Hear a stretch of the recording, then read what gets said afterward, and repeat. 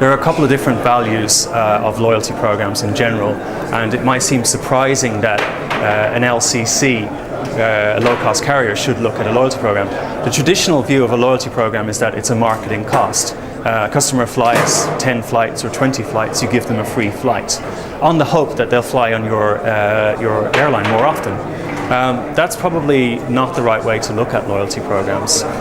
First of all, if you have sufficient scale, a loyalty program is actually a revenue generator. So all of the big carriers are making a lot of money selling points to accumulation partners, especially credit card issuers.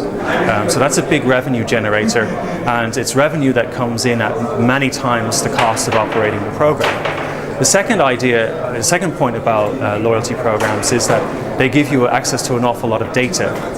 Behavioral data is essential to loyalty programs, and this is where customers are presenting their card, your frequent flyer card, even at the grocery store, when they're checking into a hotel, when they're making spending on the co-branded credit card.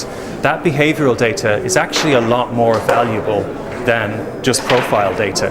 And it's a lot more valuable even than the behavioral data that the airline has just from the flight transaction, which is kind of isolated to each transaction. So it allows you to tie all of that data together.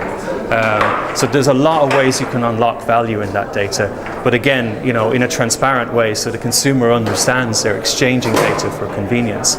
The third area of value for a loyalty program is that all carriers, and I don't think there's a pure low-cost carrier anymore, all carriers have to look at the cost of acquisition, paying meta-search, paying GDS. If you do gain a customer for one transaction, you want that customer to come back directly to you.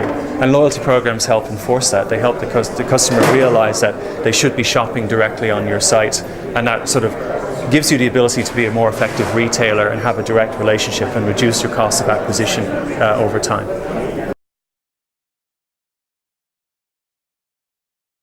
So if you're an airline, and let's say compare it to an online retailer like Amazon, Amazon for the vast majority of transactions have two touch points. Touch point number one, you use the app or you use the website to order a product. Touch point number two, you're opening a cardboard box, okay? And that's Amazon. But the travel industry is a lot more complicated than that, you know. People are doing a lot of research on multiple sites. People have this whole process. Once they book, from booking to travel, there's a whole pre-travel process, including check-ins, receiving emails, changes, all of that stuff.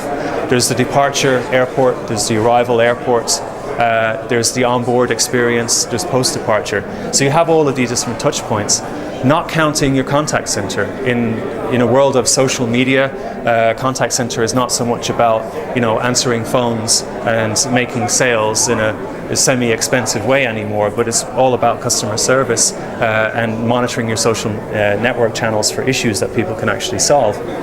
And in that world, it's no use having sort of personalization just on e-commerce. If you're just doing personalization on e-commerce, your website knows things about your customer that your customer service rep doesn't know about your customer. So it has to be, you know, retailing has to be throughout the organization, you know. Every touch point has to have access to all of the data and all of the products. You may not sell every product in every channel. That's a commercial decision, but it should be a commercial decision, not a technical decision.